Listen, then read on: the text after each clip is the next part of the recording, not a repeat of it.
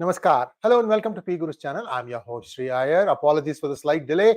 We had some technical difficulties on my side and I did not have a way to tell the team that I was running late. So sorry about that. Let's welcome Shekhar Iyer ji as we have a breaking news about what is happening in West Bengal. And in fact, I have a backdrop of the Ganga in West Bengal. So you can see how the boats are slowly going around. Nice view. Let's welcome Shekhar Iyer ji. Shekhar ji, namaskar. How are you, sir? Namaskar, Shreyaji, Namaskar. Thank you for having me again. Shekhar ji, my apologies to you also to keep you waiting. I never do this thing, but I was in the middle of something that I just could not stop. So I was moving some heavy equipment and anyway. So viewers, first off, let us take a look at the politics behind the Bharat Ratna Awards. We know that Modi and Amit Shah, or should we say the BJP or the Modi government, never does anything without finding some political capital out of it. This is my take.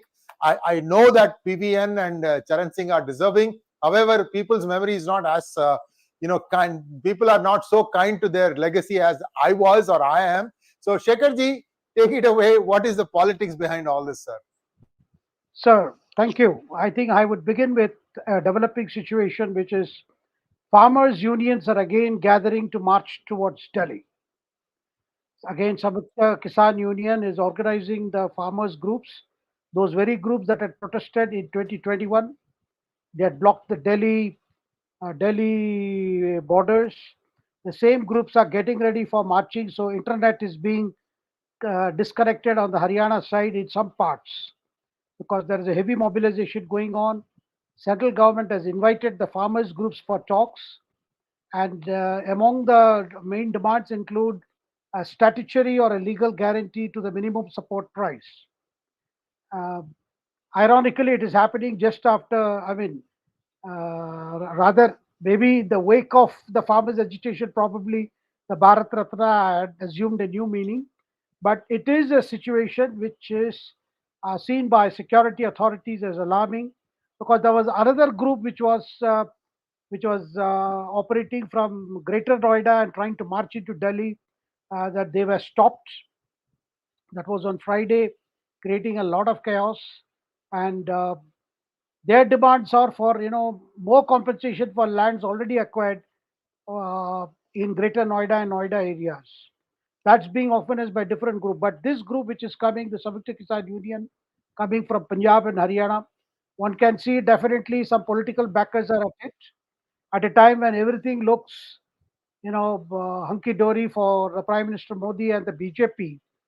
The government is trying to handle this very, very carefully. They have dispatched some ministers to talk to these leaders. These central government has again invited them for talks on Monday, that is February 12th. Things are a bit tense in these states, and authorities are keeping their fingers crossed. Parliament has just got over today, Shayarji. The 17th Lok Sabha drew to close today. So did the Rajya Sabha. And the last day was a day where we saw a lot of sentiments and emotional outpourings in the end. It was a very difficult house for the government and also for the opposition. But finally, that's the way these parliament they wrap up their sessions.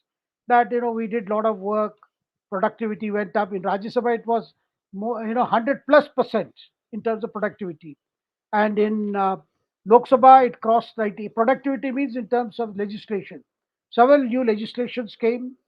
Your Indian Penal Code was rewritten, Criminal Procedure Code was rewritten, women's reservation was reduced, and so did several other legislations that came.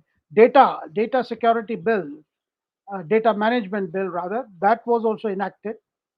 So Prime Minister spoke in the Lok Sabha where he specifically said that we try to do a lot of things and we did do a lot of things, but as we move on to the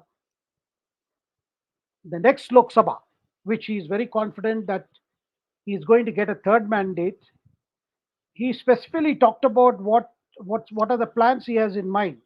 In fact, he had revealed a bit when he addressed the Times Global Summit on Friday. So today also, in the Lok Sabha, he was saying, look, we are going to move forward on several areas. And I personally feel the government should be doing less and less. And people should be allowed to do more and more, which means reducing the government interference. And the government should act like which has been a standard political philosophy rather, that the government should be a benefactor trying to help, a facilitator rather than a regulator. And he talked about how many of the old British style or colonial era laws were done away with. Starting with in 2014 when he had come, he had done away with this, documents being endorsed by gazetted officers. I remember in our days when we had to get admission or to apply for admission, we had to send uh, copies of our mark sheets and certificates, all attested by a government officer, and it could not be a family member or anyone. So you had to look for your friends' parents who were government officers, and then get it. And those things all went away. Today you have to test yourself. You have to authenticate your own document. So he was mentioning that, and but the most important point that came across is that Prime Minister has already some plans as to be what is to be done in this coming next 5 years. And those next 5 years are going to see delimitation. They are going to see implementation of the Citizenship Amendment Act.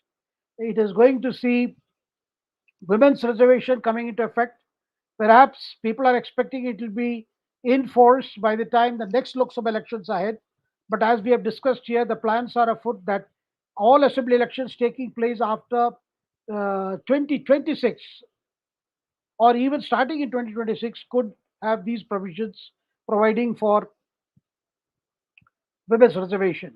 So these are many things in cards. But today, specifically, when he talked about uh, you know minimum government and maximum governance, because often the Prime Minister has been criticized by many people in the industry that the Modi government did not do enough to end controls, to in fact there were more of government spreading its wings in larger areas. But the Prime Minister seems to be again talking about how government has to withdraw from several areas. In areas, it has withdrawn from several areas where it should not have been there in the first place. So these are the things. But coming to Bharat Ratna award, I mean, it does seem ironical that the farmers' agitations have been planned by groups, I mean, necessarily with the backing of parties like Aam Aadmi Party, which are seeing a resurgent BJP posing a threat to them in Punjab, Haryana, in Delhi, and other places. So there is a possibility that these, again, Aam Aadmi Party people could be behind this Kisan Union. I mean, there is a good possibility, sir. Shekharji, sorry to butt in like this, but P Gurus is one of the few channels that said that the farmers missed a golden opportunity in not signing up to the farmers' rights bill, including those lumpens of you who are sitting in Canada and running your lands, subleasing the lands to somebody else who is doing the tilling for you. You guys missed out a huge opportunity, because after the Ukraine war, the commodities, the wheat prices, rice prices shot up, and the Indian government cleaned up big. Okay, that could have been all yours. But the problem that I see with this, Shekharji, is except P Gurus, I have not seen a single other channel say that, look, you guys lost a golden opportunities. To the farmers, go to the farmers, tell them you got useless lumpens as your leaders. These guys are not able to think. They stole your money by insisting on things that don't work for you. If you had just listened to the Prime Minister, you would have made twice the money. Why isn't this message being conveyed by the BJP, sir? Sir, farmers are a very ticklish vote bank. I mean, you have to be very, very careful. That is the reason why those farm bills, which made a lot of sense, had to be withdrawn. Now, again, the government is in a firefighting situation, dispatching ministers. I mean, running the phone lines to talk to interlocutors who can tell the farmers' unions to not to come to Delhi, because the government is worried that at this juncture, if there is a clash between police and these agitating farmers, things could get ugly. And that's precisely they won't avoid it. And though, sir, the announcement of Bharat Ratna for Chaudhry Charan Singh, one of the tallest leader from the Jat community, who was prime minister briefly, that is just for 24 weeks, and before Indira Gandhi played truant with him. And there is a lot of, in fact, the response from the farmers in Western Uttar Pradesh are in favor of this government's decision to uh, honor Charan Singh with Bharat Ratna. And Charan Singh has been he has been an anti-Congress leader all through, and he was in the Morarji Desai's government as the Home Minister and the Deputy Prime Minister. And Indira Gandhi tempted him because sensing his ambition to become Prime Minister. So she offered him her support, her party support. And Charan Singh dethroned Morarji Desai with the help of the Congress. But Congress withdrew support and he became Prime Minister. He was sworn in as Prime Minister. And Congress withdrew support in 24 weeks. So by August, it was 1978, it was all over, rather 79.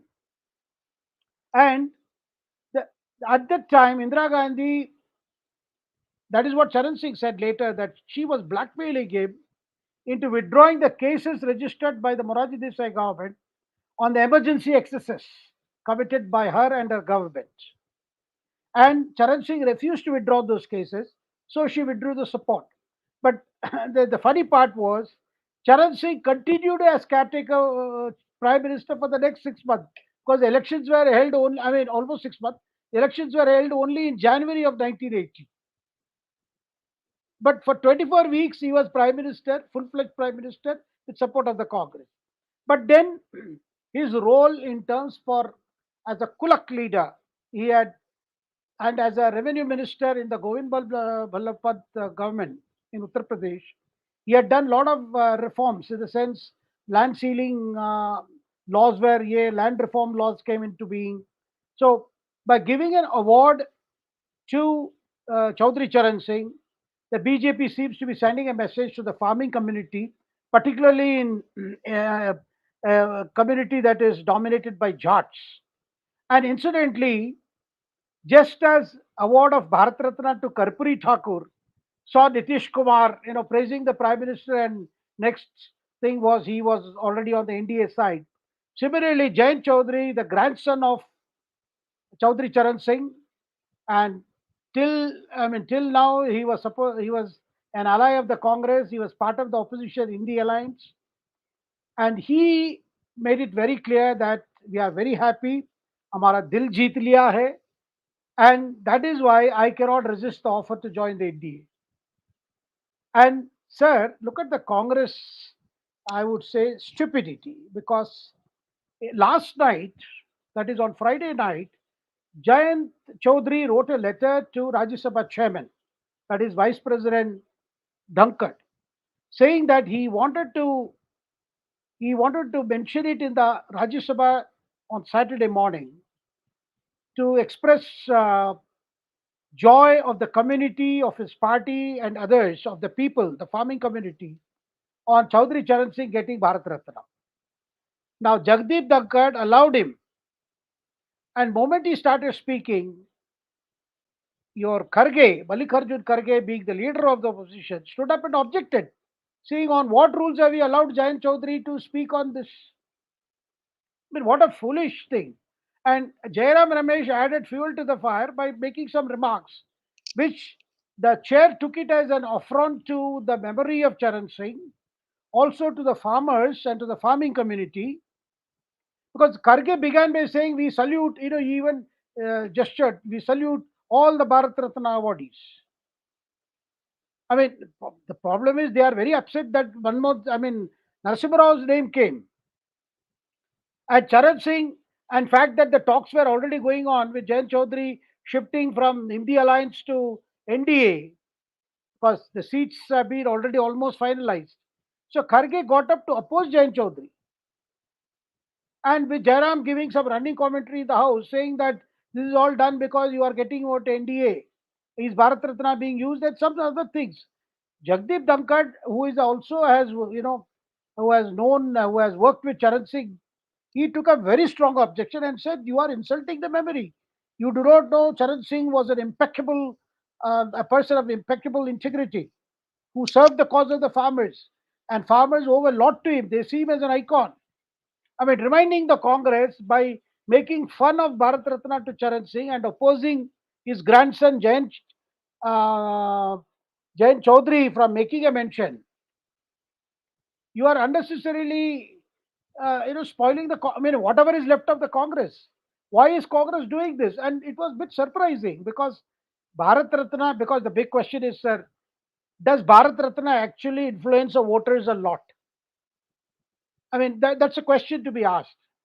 Well, people are happy, people belonging to the community to which the person who is honored belong, and some people feel like, say, in the case of Narasimha Rao, there are many congressmen who feel that Narasimha Rao was singled out by Sonia Gandhi because of whatever happened between 91 and 96, a period during which she was always terrified of Narasimha Rao reopening the buffers inquiry. And she felt that though Narasimha Rao's government helped in defreezing the account of Kotrochi, and Kotrochi vanished with the money moment Hansraj Bharadwaj helped him in defreezing those accounts. But still, she always feared that, Narasimha Rao could get the federal agencies back on the job and fix her and her family in Europe, who are believed to be the recipients of kickbacks. At that time, it was estimated something 60 plus crores for a deal that involved 1200 crores. Since then, we have moved into 1,000 crore scams, thousands of crore scams. Sir. Sir, I'm reminded of one joke that Dr. Swami told me. So Rajiv Gandhi loses because of Bofors, and they both meet in Rajya Sabha, or they meet in Parliament. Let's say, I don't remember, because Swami was a member of Rajya Sabha, whereas Rajiv Gandhi was a member of Lok Sabha. So they met in Parliament.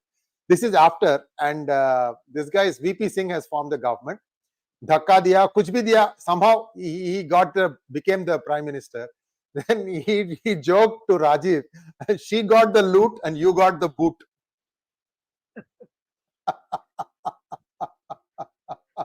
No, sir, but their relationship was on rocks, no doubt, because she expected she expected Narasimha Rao to come to her regularly, take instructions, do her bidding. But Narasimha Rao, after the first few months, after 2, 3 visits, he stopped visiting Janjanta. After that, he was on his own. And Narasimha Rao's he style did visit 2 times. I thought he never visited. He visited no, 2, 3 times. no, I believed he visited at least a couple of times. Couple of times, if my memory serves right, he visited at least a couple of times. That was initially. After he took to office, he went once, then probably next time. After that, wherever they met, that was in public space. Say at the memorial of Indira Gandhi or at Rajiv Gandhi's, in Rajghat. Other than that, I don't think there was very pleasantry. Though Narasimha Rao deputed some ministers to be in dialogue with Sonia Gandhi. And there were other ministers in his cabinet, like Arjun Singh, who were constantly going and, filling her ears with all kinds of conspiracy theories, which scared the hell out of her that something is happening. And but she didn't believe Arjun Singh either, because she probably remembered how Arjun Singh was a source of problem for her husband. And finally, Arjun Singh had to be bundled out last time because he was Congress vice president. And Rajiv Gandhi finally sent him to Punjab to handle the post Operation Blue Star scenario. He was governor of Punjab. Now, what we are seeing is, and when and that bitterness continued, and she was very upset. And after the Congress lost in '96, they completely disowned the legacy of Narasimha Rao. And what happened after he died is all well known, because he died of a heart attack in December 2004. The family probably wanted that he should be cremated with honors in Delhi. And some Congress leaders wanted to take the mortal remains to AICC headquarters at 24 Akbar Road. But Sonia Gandhi put her foot down. She instructed Ahmed Patel and Ghulam Nabi Azad to convey to the Narasimha family that an IAF aircraft is ready to fly the mortal remains to Hyderabad for funeral, not in Delhi. She was very firm because she didn't want the first Congress Prime Minister who did not belong to Gandhi Nehru clan being given any honor in Delhi. Sir. Thank you. Speaking of Arjun Singh, I remember one personal anecdote. So remember, sir, Arjun Singh quit Congress and started his own party. When was that? So that was faggot. You see, others had already started. That was that Congress Tiwari, Congress T. Yeah. Which was started around 95, 96. And he left at the last, after general elections were approaching. Till then, he continued with Narasimha Rao. Sir, people used to say if Arjun Singh had resigned, say after the Babri Masjid demolition, which was a very big turning point, probably he could have gained more sympathy from Sonia and could have displaced Narasimha Rao. But Arjun Singh was scared of Narasimha Rao's, planning and strategies. And that is why he stuck on till the last. And for other conspirator, Sharad Pawar, who did not exactly belong to the Arjun Singh camp or did not owe allegiance to Sonia Gandhi, even Sharad Pawar, as a defense minister, kept a watch. He also had people. In fact, the story used to be he had the military intelligence to keep a watch on Ayodhya. And when the masjid came down, even Sharad Pawar could not do anything other than the military intelligence people recording it on their video. But then Narasimha Rao had a task cut out when riots broke out in Mumbai, and Sharad Pawar was constant pain for Naik, who was CM in Mumbai. Finally, Sharad Pawar sent, Narasimha Rao sent Sharad Pawar to Jaake Wahan Samalo, sent him to, take care of the situation in Mumbai. That's how Narasimha Rao got one Arjun Singh to completely helpless, and Sharad Pawar was sent away to Mumbai as CM. Sir. Shekhar ji, see, look, I have to go back to Arjun Singh. One reason why he probably did not leave Congress. I have a friend, I'm not going to mention his name. This friend was at my house in the United States having dinner, weekday dinner. And those days there were no cell phones, it was just landline. So, but I had this portable phone, so I could just get the portable phone and give it to him. And he goes, takes the call, and then he comes back, and then we continue dinner. So it was like a 4 or 5 minute talk. Then he told me, look, that was Arjun Singh. And I asked him, what happened? He said, well, he was looking for a good date to leave. I'm not making fun, sir. He was looking for a good date to leave. And this person, the friend of mine, was an entrepreneur, but he's also an astrologer. Amazing combination, sir. If you want to succeed in India, amazing combination, entrepreneur come astrologer. This man was very successful for a period of time. And then I don't know what happened. I have lost touch. But what used to intrigue me was, I think 2 or 3 times he called within a period of 4 or 5 days. Is today a good day? Can I, because there was like sense of timing. I don't remember it was 95 or 96. It was around that time period. And then getting back to Sharad Pawar thing, the rumor is, like you said, that he used military intelligence to record what happened in Babri Masjid, that there were, I'm sure Narasimha Rao, the CBI was his handpicked person. Most of the inner coterie was all people that Narasimha Rao knew very well. So some information came. This I don't have proof. So I'm just going to tell you what happened. Some information came that Sharad Pawar was allowing Dawood Ibrahim's men to use military aircraft to go from India to Dubai. But he couldn't do anything at that point. He kept that data with him. And when the riots came, he told him the riot act. This is the fight between you and Dawood. You want to, if you don't take care of it now, then he gets the upper hand. I leave it to you. And by the way, I know that you allowed him to do all these things. And he showed them the dates. These dates, you guys traveled. You allow, sir, this is a big crime, sir, using the Indian Air Force aircraft to basically let thugs and crooks to fly. But see, again, I don't have proof for this. That is what Pawar is not the kind of guy who's going to leave Delhi and go to Mumbai, Sirji. He's the foxiest of the foxes. So if he had to go, there was some clinching evidence that Narasimha Rao had. I'm not saying that it is true or not. This is what I heard. I could be wrong. Sir, you are much closer to the Pawar thing. Do you have any? Do you remember all these things happening? Sir, I will supplement what you have mentioned. I do not have any detailed information about Dawood using the aircraft, but Sharad Pawar's the alleged nexus or close contacts with the underworld of Mumbai, and that was very well known because Sharad Pawar, in his earlier term as Chief Minister, helped in, land being reclaimed and then the property sharks making a huge killing. Now, that was the time when N.N. Vora, as Home Secretary, was asked to do a report on the nexus between politicians and the underworld. And apparently, and it has not been denied, that Sharad Pawar and his henchmen found a lot of mention in that report. And that is a report that scared, again, hell out of Sharad Pawar. And that is one reason why it was felt that Narasimha Rao had a leash on him. And he was constantly creating problems for the Naik, who was the Chief Minister of Maharashtra then. And Sharad Pawar was sent there. Because Sharad Pawar and Bal Thackeray also had a very symbiotic relationship. In the sense, Shiv Sena grew under the kindness of Sharad Pawar.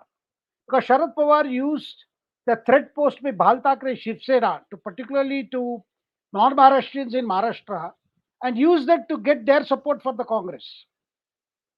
This used to be one of his tactics, they used to say. Now, sir, coming to Narasimha Rao, so one can see that period was, and there were several challenges. The very fact that he brought in reforms, economic liberalization, the first liberalization, and there are many stories about that where it is said that he got Manmohan Singh as finance minister because I told him, well, if the economic liberalization succeed, everyone can take the credit. Otherwise, you would have to take the failure. This apparently Narasimha Rao told Manmohan Singh.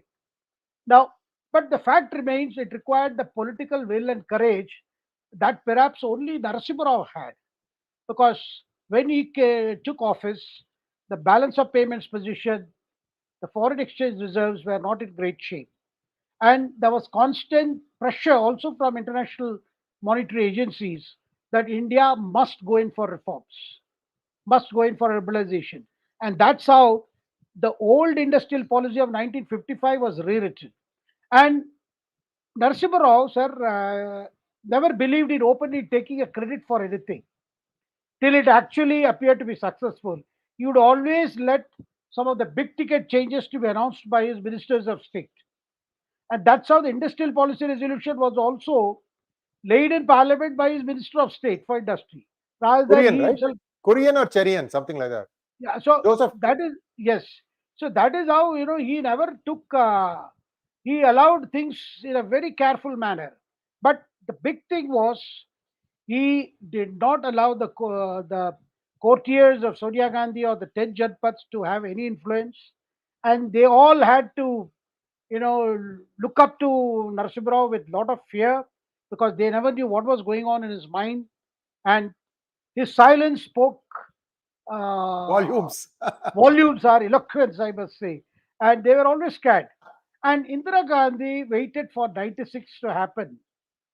I mean, the 96 Lok Sabha elections when Congress did not get majority. And then all that cycle started. First, Vajpayee was invited to form the government, being the single largest party.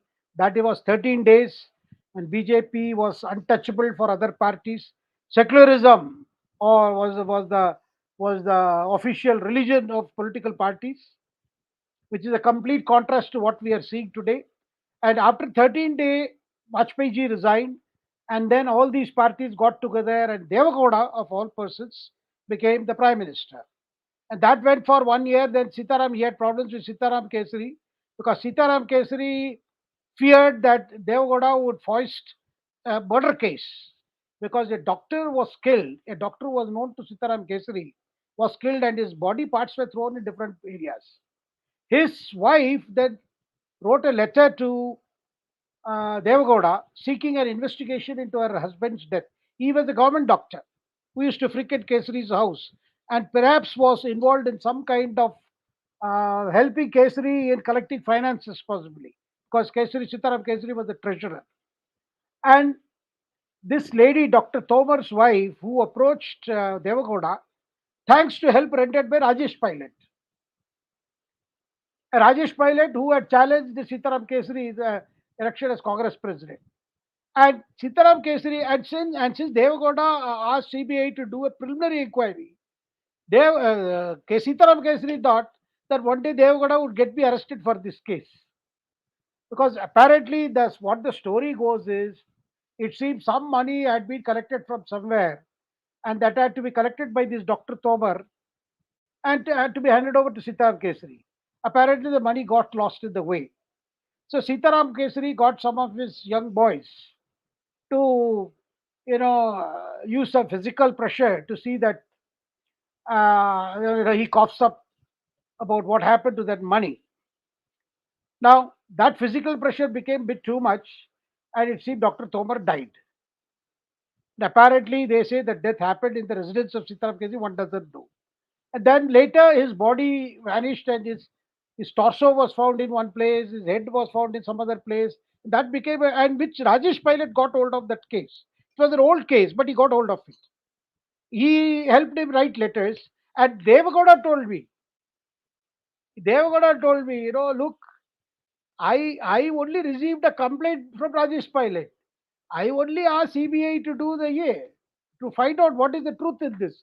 But Sitaram Kesari got scared, and Devagowda loves recounting this tale, that how Sitaram Kesari thought since he was Congress president, after dethroning Narasimha Rao, which was also an act of revenge, which was helped by Sonia Gandhi, and Sitaram Kesari, I mean, she had, of all people, she put Sitaram Kesari there. In fact, Narasimha Rao chose Sitaram Kesari, which Narasimha Rao told me later that's the only mistake he made. Because Narasimha Rao told me that there is no power on the earth to remove a Congress president under the Congress party constitution. And he chose to give up the Congress presidentship and retain the post of leader of the Congress parliamentary party, following the Lakhubai Pathak case, that pickle merchant who said that he had given some money to Narasimha Rao, and he had filed a cheating case. Now, I thought it was only Harshad Mehta who tried to give money to Narasimha Rao. Sir, that case was, he gave the suitcase first, did not give the key. Then an aide of Narasimha Rao apparently went to collect the key. That's another story.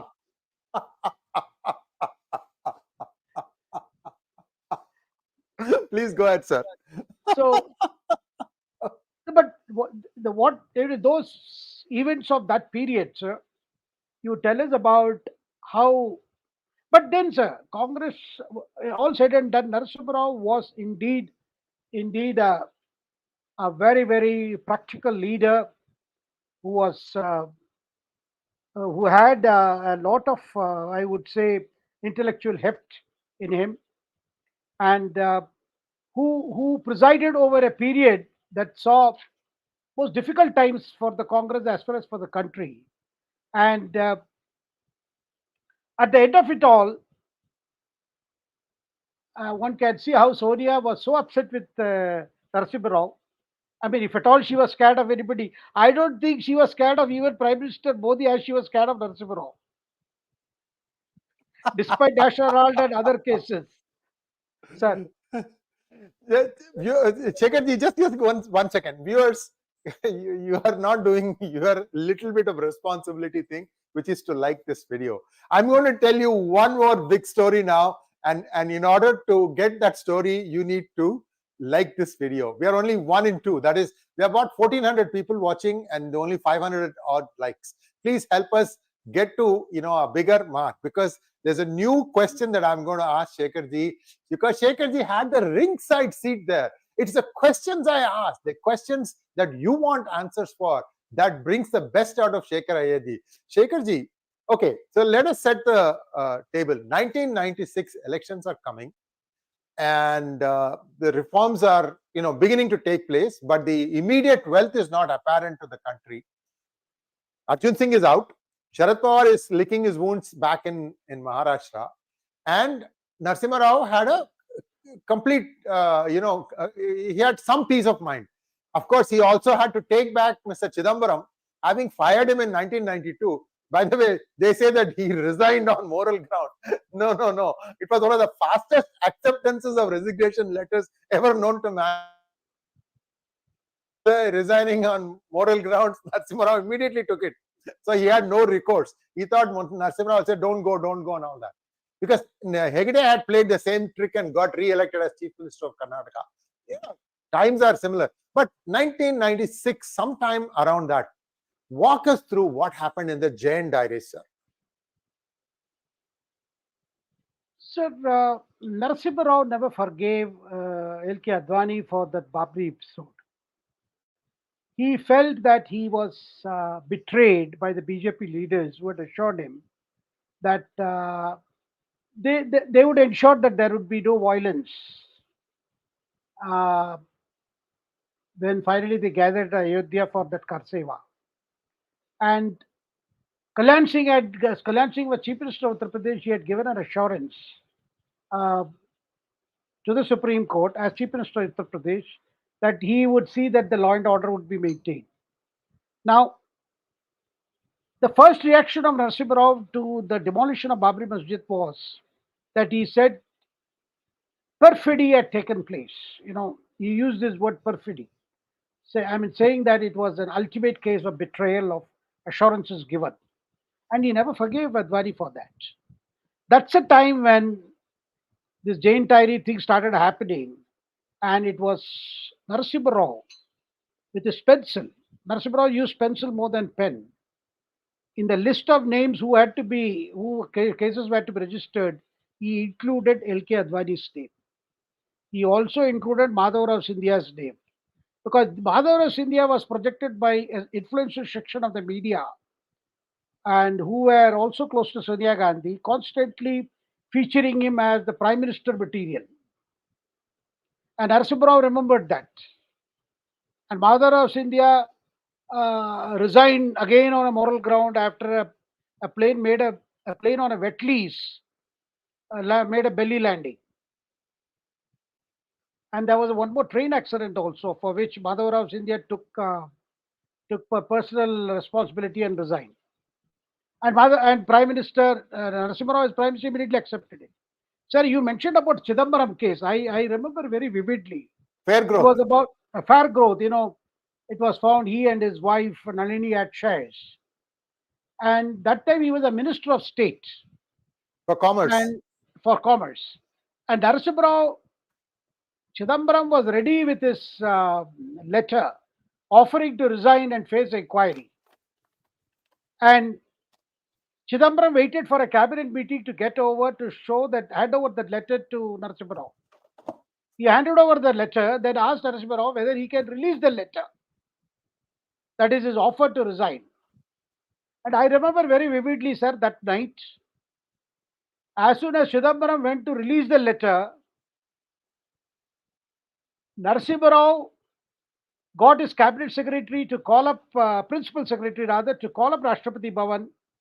That is, Mr. P. Murari was an aide to President R. Venkataraman, and saying that an important matter is coming, the president may be woken up to do the needful, which was Prime Minister forwarded Chidambaram's letter to Rashtrapati Bhavan with a recommendation that it be accepted with President's pleasure. And R. Venkataraman, being R. Venkataraman, who had no love lost for Chidambaram, though he was a person who went to bed early, woke up, came to his office in his veshti and signed the letter of acceptance. And a Rashtrapati Bhavan communique was issued late night. And I remember calling up Chidambaram and telling him that your resignation has been accepted. And Chidambaram was quite shocked to know that Narasimha Rao has actually accepted his offer to resign, because he thought the next day's headlines would be, because when he released the letter, he even was asking his officials that this would be a lead story. Chidambaram offering to step down, but Narasimha Rao ensured the headlines were different. That president accepts Chidambaram's resignation. Well, if you really want to know all that and around that what happened, read this book. This is my latest book, Paper In, Money Out. It starts from that scam. Again, it's all fiction. Some of the facts may not be there. It is fictional. Look, I don't talk to any of these politicians. I don't know anybody's number except for Dr. Swami. And Dr. Swami gave his version of some things, but that is not in this book. His book has a little bit of that stuff. But the most important thing that I owe to all our viewers is what really happened. Why was it that Mr. Chidambaram always managed to be like a cat landing on its feet? He was always a finance minister. Under Devagowda, Chidambaram. Under Gujarat, Chidambaram. Under Sonia Gandhi, Chidambaram. I don't count Manmohan Singh as the prime minister. It was Sonia Gandhi who was the prime minister. All power, no responsibility. Sir, but you forget a phase he had to take over as home minister, and Pranab Mukherjee was finance minister. Sir, he was still the finance minister, sir. He had all his minions laid out everywhere where it mattered. I mean, there is a book called C Company I've written in great detail. That is factual, by the way. Sir, that is the time there was chewing gum under Pranab Mukherjee's table. Yes. A microphone. You had the stoop gate. So tell me this. I heard that the Samarasa, that is Madhyastha, whatever you want to call the truce was arranged by Manmohan Singh with Chidambaram and Pranab Mukherjee, something like an airline tarmac, either that or some very weird thing. It was something like, you two have to bury the hatchet and move forward, something like that. Is it true? No, sir, I think what happened was when they realized that Pranab Mukherjee had also got it whole thing, checked and got his own agencies to investigate. Then it reached a point where I think they felt that Pranab Mukherjee would go to town with all details. And Yes. that would really nail down the person who ordered that espionage. So I think that probably resulted in some kind of cooling of tempers. And but that's a period it was. And if you remember, sir, as a home minister, Chidambaram ruled every day. And all that he would do was every month come out with a report how the security situation was improving, while all his eyes were in the other chamber in the North Block. That is the Yes, indeed. office of the finance minister. Yeah. One regret, I would have loved to give this book to Pranabda and take his view on it. Unfortunately, he's not with us anymore. But this book is essentially all that stuff, sir. It's all captured. Viewers, you guys have to read this thing. You have to, of course, buy it. And all I can tell you is, I see all these things happen. Every day I can say, oh, okay, this is captured in this book of mine in a fictional form. This is captured in this book of mine in a fictional form. I don't know what to say anymore. Sir, thank you so much. So, Jay, Sree Iyerji, you didn't put a disclaimer that if all the characters are fictional and if they relate to real events, they are purely coincidental. You did put a disclaimer. Of course, sir. I start out with that line, sir. It's all purely coincidental. Sometimes I even attribute some good deeds to these characters that they may have not performed. You never know. Sir, it's a fictional book. Like I said, I have no basis for any of these things. Looking at events, looking at story reports. By the way, the media was much more unbiased. Yeah, Shekharji was a regular journalist. People used to love to read his articles. There were a lot of honest journalists at that point of time. It's not like what it is now. So, be that as it may, we are happy that, we should be actually feeling thrilled that Shekharji has graced our platform in a regular manner. So, Shekharji, first of all, I have one last thing about Jain Diaries. I also heard that the name of Lal Krishan Advani was penciled in at the strong recommendation of another leader. Have you heard that? No, that is given their love-hate relationship. Many people suspected that the other leader had a great influence on Narasimha Rao. So the other leader did not was not present at the Ayodhya on that fateful day, December 6, 1992. So there was a lot of that probably, and and in fact, when first this story, I mean, came, that leader, that particular leader, whose name I do not wish to take today, he said, "अपना अपना लाल का क्या होगा अभी?" That, that used to be the gossip in Delhi those days among leaders belonging to that particular Advani's party. Look, guys, we are just telling you the truth, okay? We are not making this up. We are just telling you. Now, look at Magnet Ranga. He says, Ayodhya, the only fiction in your book was the disclaimer. Good one, very good one. Thank you, Rangaji. He has read all my books. The thing there is, Advaniji took a moral stand after that. He said, until my name is cleared, I will not set foot on parliament again. And he did stick to that. Whatever we may say, but don't you find it ironic that Advaniji and Narasimha Rao ji are getting Bharat Ratna almost on the same day? Yes, I mean, Advaniji, a few days before, Advaniji got honored a few days before Narasimha Rao. And sir, there are other things we need to talk is finally Yes. the Citizenship Amendment Act. Now we have heard from the Home Minister again. This is the second time we are hearing that it is going to be implemented soon, that the rules will be notified. Because there is a clamor in Bengal. With the Bengal politics, CAA has been playing a very important part. In the neighboring Assam, it has been opposed. That is the reason why it got delayed. And there were also diplomatic issues involving implementation of CAA. It was believed Bangladesh Prime Minister Sheikh Hasina was not very keen that India should be doing something like this to identify and deport and things like that. That was one reason. In Assam, the people of Assam, rather the Assamese, have been opposed to anybody being given regular citizenship, whether they are Bangladeshi Muslims or Bangladeshi Hindus. But in Bengal, sir, there is a community called Matua community, and they are Dalits. They make up 4%, and their problem has been many of them, they came over due to atrocities on Hindus over a period of time, and some of them came prior to 1971 also, and they could not get citizenship. Today, many Matua community members have got Aadhaar card, voter card, and all that, but they have difficulty in securing passport because they are unable to provide details of their parents prior to 1971. So these are the people, I mean, this community, that is Matua community, which is a scheduled caste community, which is about 4%, I said, they have been actually that insisting that citizenship amendment rules be done. Now, Mamata has openly said she will not implement CAA, even if the center notifies the rules, because the state government has to, make the provision. I mean, is actually the agency that deals with the people who have come in who do not have valid documents who have to be granted citizenship. The state government plays a very big part. So that is why it was the question of because Mamata says she will not allow CAA to be implemented because it affects our Muslim vote bank. And there are another community which is there, Rajbanshi. They are not so much bothered about.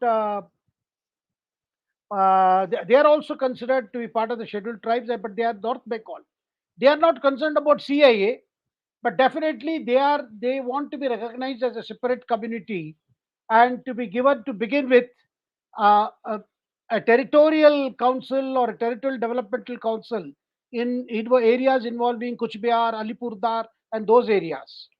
So these are the two main communities which have elected BJP members. And today BJP has 18 members of parliament from West Bengal. And the current surveys have shown that BJP could even increase its numbers by one or two seats if they can. This long-standing promise of Matuas. Matuas already have a minister that is Shantanu Thakur, who belongs to Matua community. Matua communities were at one time considered as Chandals, and they were spread over Bangladesh, even parts of Bihar and other places. And what we have seen is that a CAA granting of citizenship under Citizenship Amendment Act, which is basically fast tracking cases of uh, non-Muslims, or rather Hindus, Buddhists, Christians, Jains, and Sikhs from neighboring countries who have to leave that country because of religious persecution. Sir. Sir, I just need to intercede just for one moment. Can you put up the map of Bangladesh, please? But zoom in on the area very close to the northern border. Yeah, I just need to talk a little bit here. Sir, do you see on the right-hand side, there is a city called Sylhet, Sylhet. And on the left-hand side, you have a city called Pakur or something like that. Can you zoom in a little bit, please? I'm sorry, I'm shouting right now. I'm just trying to locate. No, it's too far now. Now go back a little bit. Sorry. Yeah, exactly. So you can, if you draw a straight line from Sylhet on the right, all the way across to the Indian border, right? That part is something that perhaps should be given to India, given the amount of exodus that has taken out of Bangladesh into India since 71. And that would actually help in two ways, Shekhar. One is the chicken's neck problem will be solved. India will be better prepared to deal with that. The second thing is, after all, it is just a matter of, adjusting for the population that has left from there. And it is something that is probably needed. This has been something that Dr. Swami has been championing for over a decade now. And because that is the amount of people that never returned back. You got to adjust for that. Ye hisab lena padega. I don't know how Sheikh Hasina can now say, no, I don't want you to implement CAA in your country. Who are you to tell what India should do and should not do in its country? See, these are all, you let them talk. That Amit Shah or Modi ji has to be telling about, look, खाता दिखाऊं आपको 71 से कितने लोग आए हैं आपसे, कोई भी वापस नहीं गया है, सबको वोटर कार्ड भी मिल गया है, सबको सब चीज मिल गया है. So these things have to be done, because I have a feeling that this is one way to solve this chicken's neck problem. Otherwise, it's not going to get solved there. And India can go on and on. We'll just keep on lurching from one crisis to another. 10 farmer leaders decide that, okay, I want to launch an agitation, and everybody starts sweating. That's not how a country is run, sir. Yes, sir. The other thing which was a very important event of this week was you had Chandrababu Naidu, the TDP leader, former Andhra Pradesh Chief Minister, and also the current Andhra Pradesh Chief Minister, Jagan Mohan Reddy. They were actually, following each other. First, TDP chief landed here, Chandrababu Naidu met Amit Shah and other leaders, and where TDP leader is supposed to have pressed for re-entry of TDP into NDA. Then you had the Jagan coming here. He also met all the leaders. Now it is like Swayamvar, sir. Now the both Jagan Mohan as well as Chandrababu both are interested in coming into the NDA fold.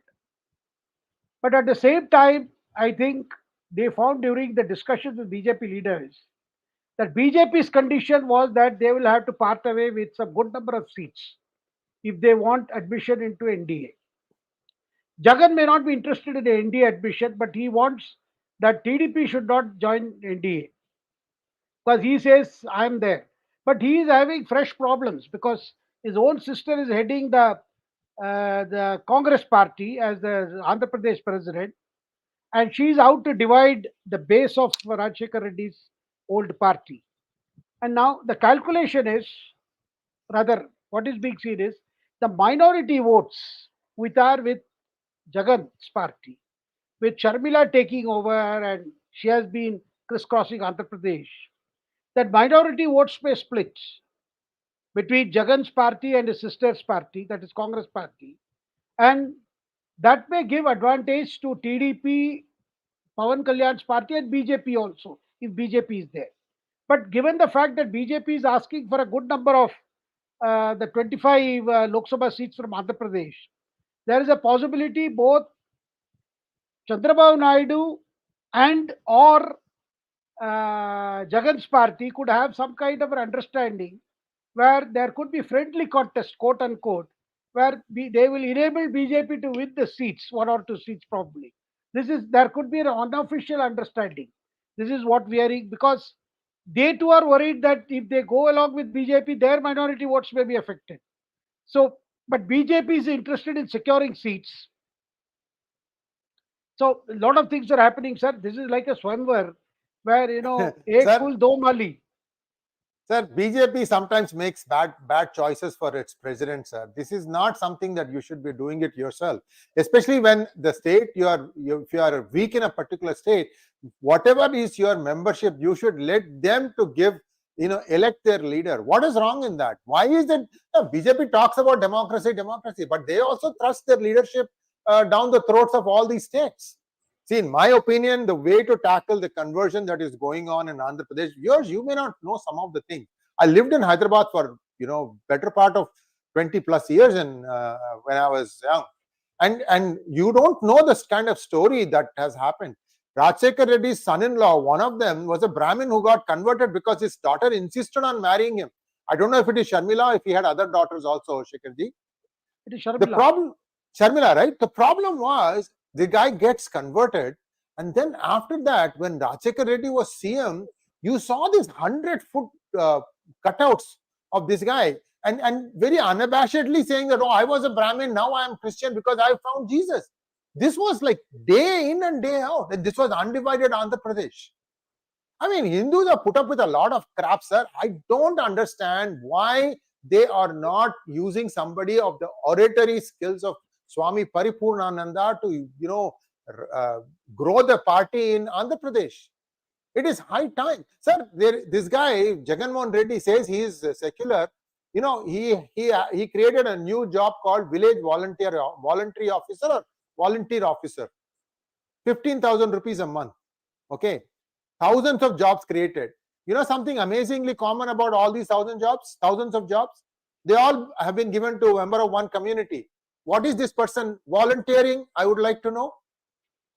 So things are getting too sophisticated, too scientific in Andhra Pradesh. I have video. I've put the story in pgurus.com. There's a scheduled caste boy. This guy got converted to Christianity, and then he's sitting in the back of a police car, and he's threatening a Hindu, saying that I'm going to complain against you and you are going to go to jail. I know fully well you have not done anything wrong, but I am 𝗖𝗍. Mark my words, I can do anything I want to you. He's sitting in the police car and saying this. Sir, I am telling you, things are really bad. These guys are so busy dealing with things in and around Delhi. They don't have time. At least listen to people who are telling you something. Swami Paripurnananda is a must-have. They'll say, oh, another Bhagwa, this guy. What will New York Times say? Who cares what New York Times says? Even Americans are not reading New York Times. Why do you care about them? This is just my 2 cents, Shekharji, because this Swayamvar, I don't have any faith. Both are equally good or equally bad. Doesn't matter. BJP needs to be there. BJP needs to put its own presence. And I don't think Dr. Purandeshwari is the way to go. This is too much baggage, too close to the NTR family. Doesn't work that way. My 2 cents, sir. Anyway, sir, there's one more thing that we need to touch upon. That is Aam Aadmi Party almost severing itself from the Indie alliance. So if you want to add something on this Swayamvar, you can do that, sir. Then let's jump into that one. No, sir, you were mentioning about a problem is cropping up, sir. Tirupati Devasthanam, TTD, has come up with a proposal to allow some non-Hindus to be employed for Srivari services. That is helping the pilgrims and devotees with things like that. And this has actually, they called a meeting of all the sons and some mutt heads for a discussion in Tirupati, where this matter was taken up. That the religious heads objected to this proposal, saying that to involve non-Hindus in helping the devotees in performing puja or anything in the temple complex is not a welcomeable idea. To which some TDT officials have said, look, we are willing to create a platform where people who want to do 𝗼𝙬𝗖𝙦, those who have left Hinduism and gone, we will help them come back, and this could be a part of this. But the religious heads have objected. Some of the uh, people who participated in that conference held in Tirupati just 2 3 days ago, they have objected to this proposal that Srivari services don't bring in all these non-Hindus, and they have said, because sir, as far as Sanatan Dharma is concerned, there is no actually any ritual for 𝗼𝙬𝗖𝙦. There is no way anybody is reconverted. There is no baptism of the kind that is followed in uh, the the religions that follow the book. Because here, everybody, whether you are a Muslim or a non-Hindu or anyone, you are born a Sanatan Dharmi. Because ultimately, the path you are that follow the path to which you were born. And that will take you, help you the ocean of sansar. So there is, we do not have a ritual, though politically, there has been organizations who have been conducting 𝗼𝙬𝗖𝙦 and things like that. Now this proposal is seen with lot of suspicion by Hindu religious leaders who have conveyed it to TDT officials, and they don't buy that TDT rather is actually interested in any 𝗼𝙬𝗖𝙦 business. So that is what officials have been unofficially trying to tell the religious leaders, that you should not have objection, because after all, many Hindu organizations want people to come back. So this is a brewing controversy, sir. I do not know what is the role of the Jagan government in this. And TD Tirupati Devasthanam officials have been trying to convince some religious leaders as to the benefits of allowing all, you know, all non-Hindus to participate or to provide services to the devotees who come there, Hindu devotees. Viewers, we have another story around this that will be aired in P Gurus in the next couple of days. Do watch that one. It is my conversation with Prakash Rao Garu, and it's a very important story. It is similar to this, but not the same story. And just do watch that one.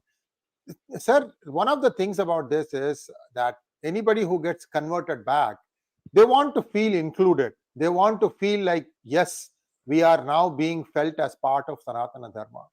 So what happens is that they want to go to those punya sthalas which are considered sacred for Hindus. So there is that requirement.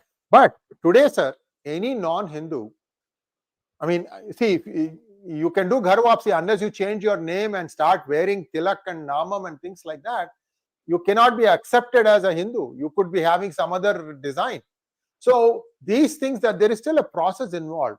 I mean, in your mind you could become Hindu, but as far as records are concerned, names are concerned, there are some procedures that need to be done. I don't know how that is being done, although Prakash Rao JHHF does a fair amount of work in trying to make sure all these things are done legally, because tomorrow ownership also should not get into problems, all sorts of things like that. But my 2 cents here is we have to see a little bit more into depth on what is happening there. Sir, last story about Aam Aadmi Party and INDI. Sir, finally, I think Congress getting it left and right. Today, Kejriwal announced that Aam Aadmi Party indeed is going alone in Punjab, as well as in Chandigarh. Now, this is yet another bad news after Nitish Kumar, after Akhilesh being not willing to concede both seats in Uttar Pradesh, and Babata saying that she is not going to have any seat adjustment with the Congress because of its association with the left, and her prediction about Congress will not cross 40. Thing that Prime Minister himself mentioned it. He told Karge the other day, look, in the Rajya Sabha, that the challenge has come from Bengal also. That is the Mamata challenge. Mamata is challenging Congress to win more than 40 seats. So, these are very pointers that which shows that things are really really bad for the Congress, and one does not know whether Congress can actually turn the tide, because one, the India alliance is as good as it is in tatters. I do not know whether it can be put together again. Now that the parliament is over, 17th Lok Sabha has ended, and Now only it's a question of announcement of dates, which should come around March 10th, and elections are most likely to be held between April 20th and May 20th, and results declared thereafter. And the new government could take over in the end of May. Sir. Thank you so much, sir. And let's take a few questions, sir. I hope you have a little bit of time. We are run overboard. I think both of us were trading stories, mostly my fault. I was asking you to give some information from 90s. Sir, if you don't mind, can we take a few questions, sir? Yes. Let's go for the questions, please. Magnet Ranga wants to know, Jai Sri Ram, is it better for BJP to ally with turncoats from Dots Alliance or encourage the turncoats to contest separately and split the dot votes? Well, sir, getting these Palturams, as it were, I mean, it has already served the purpose to say that the opposition alliances virtually non-existent. That's a broad message that goes, and the voters can see that there is no alternative as such before them for them to choose. And so this is better because in most places where you are going to see is if where the seat talks fail, you're going to see the alliance partners contesting against each other. And sometimes they call it the friendly contest, whatever it is. There is a possibility that also. Sir. Next question, please. Sarath Reddy wants to know, what is political game in Andhra, BJP, TDP, and YCP? I think we covered this in some detail, Yes, Sarath. Next one, please. RGB 116, I should say. Namaskar, sir. How and when do you think UCC will come to the other states, including non-BJP ruled states?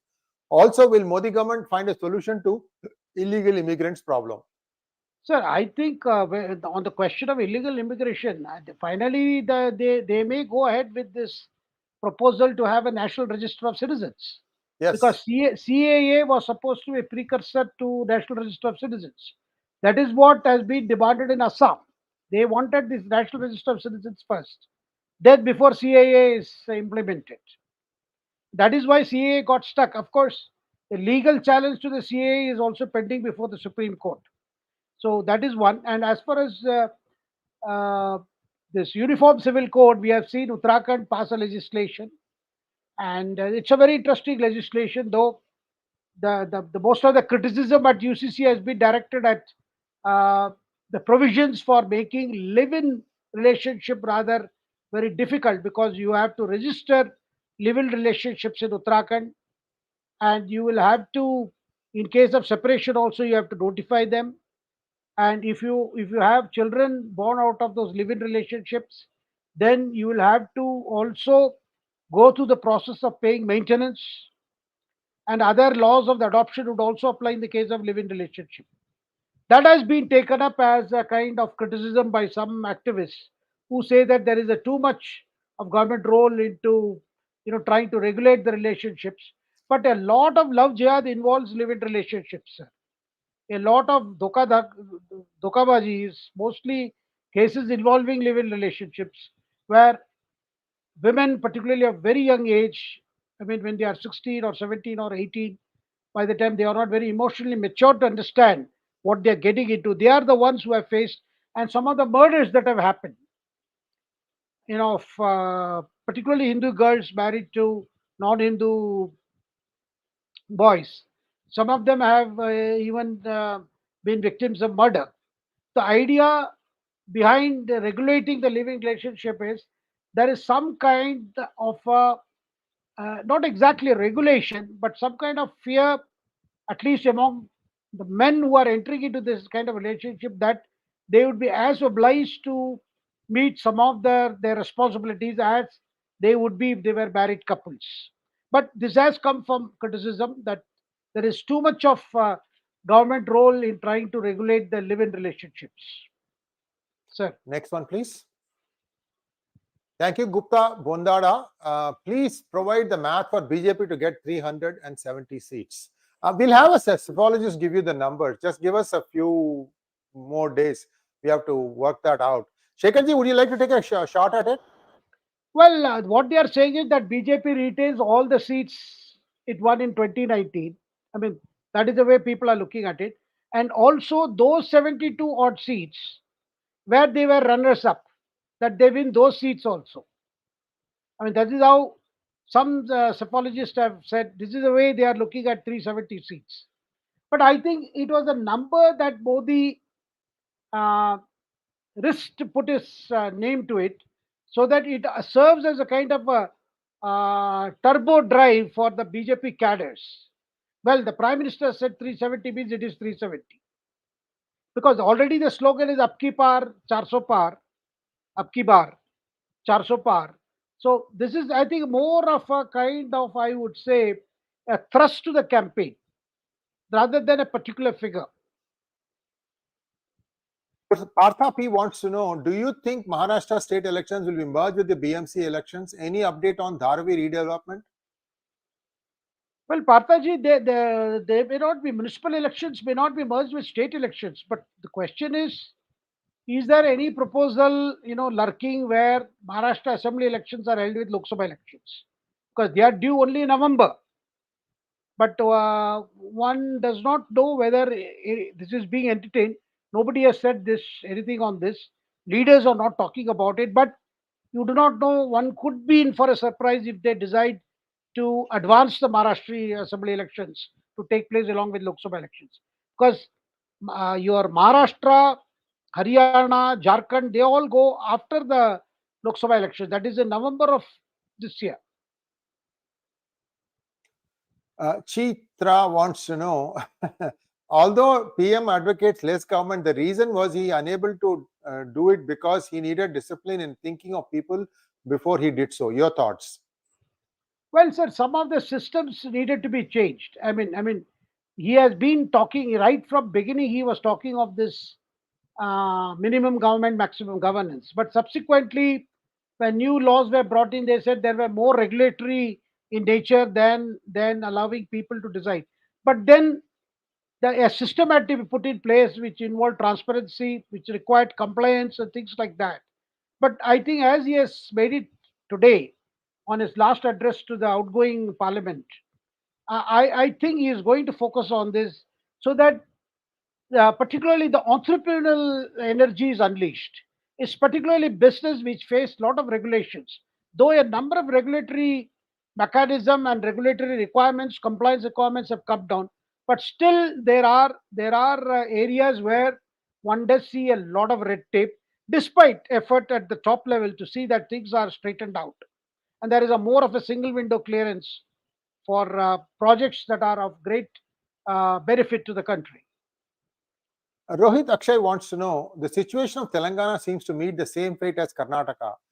Kateshwaram has been declared a white elephant. Kateshwaram, I think, or Kaleshwaram. How do you think the state will tackle the situation in coming days? Well, sir, at the moment, I think they are all thinking of, about. I don't think they are going to take any big decisions on these projects like this. Rather, they are going to focus on winning the elections, because next now we are moved into election mode, rather election mode. So therefore, I don't see any decisions coming now. In fact, Revant Reddy, who is well known to many BJP leaders, having his baptism in politics with ABVP. And what will be interesting this time, sir, more than what will happen to this project, is which is the state that Sonia is going to choose to get elected to Rajya Sabha if she is not contesting Rai Bareli. February 15th is the last date for the Rajya Sabha nomination, sir. Around February 15th, you're going to see interesting thing happening both in the BJP and in the non-BJP parties, which are the leaders who are being nominated to contest Lok Sabha elections. Will they include some of the present sitting Lok Sabha members in the case of BJP? And what happens to Sonia Gandhi? Sonia Gandhi, we believe, is key to retain that bungalow, that is 10 Janpat. And for that, she has to retain her membership of parliament. I don't think she is in a mood to contest Rai Bareli again. And things are very, very tough in Amethi, Rai Bareli. And BJP very keen to get those two seats out of the family influence. So it's most likely Sonia. There is already a standing offer from Himachal Pradesh, from Telangana, from Karnataka. At the same time, what about Priyanka also? Because Priyanka, even if she makes a maiden debut from Raebareli, she would need a safe seat in parliament. Next one, please. Thank you, Shyam Tarun, for your super sticker. Thank you, Ustad Twituddin Khan Chanchad. Do you see anything on the ground that you fear could lead to a repeat of 2004? That is BJP out of nowhere losing the Lok Sabha elections. Sir, at the moment, I don't think such a scenario looms large anywhere in any part of the country. Of course, now that we just began this program talking about the farmers marching to Delhi, whether farmers are being provoked again. Now, these are some issues and how they are handled by the law enforcement agencies. Because the whole idea is to get some confrontation on the streets so that BJP's prospects can be damaged. Thank you so much, Shekhar ji. What a session it was. Viewers, I hope you liked it. Please like, share, and subscribe to our channel. But before we finish this thing, I'd like to tell you how you can, with one click, auto subscribe to all our channels. Can we have the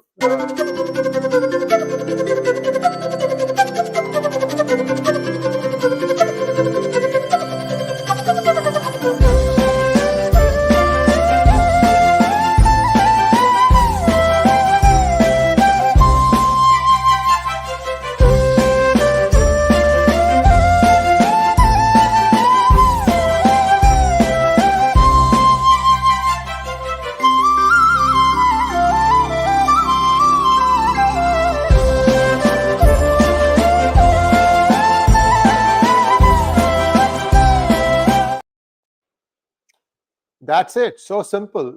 Just have to go to pgurus.com, scroll down to auto subscribe, choose the channels that you would like to subscribe to, click on the YouTube button, and then it will ask you for your ID. And once you enter your ID, it will automatically subscribe you to all these channels. As simple as that. Thank you so much, Shekhar ji. And we will see you again on Wednesday morning on a Hindi Hangout.